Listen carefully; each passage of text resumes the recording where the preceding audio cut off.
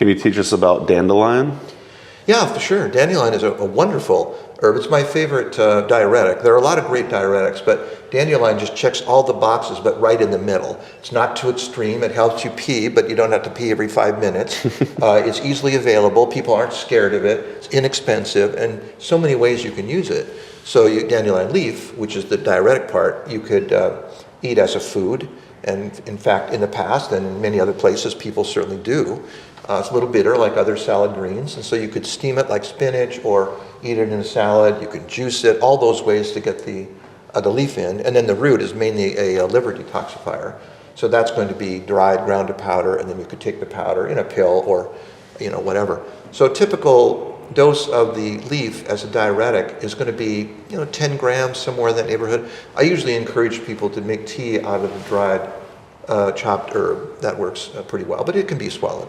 And the root then usually is taken, of course, in powder form somehow as a pill or whatever. And typical dose there might be around 6-7 grams. Liver cleansers like dandelion, the typical side effect for that whole category is that they tend to produce queasiness and loose stool if you take too much. So that's a good indication with dandelion as you ramp up the dose gradually and you get to the place where you're starting to feel just a little bit queasy every day. That's a little bit too much, and you can back off a little bit. So speaking of that, let me just mention that incremental dose increase is really the way to go.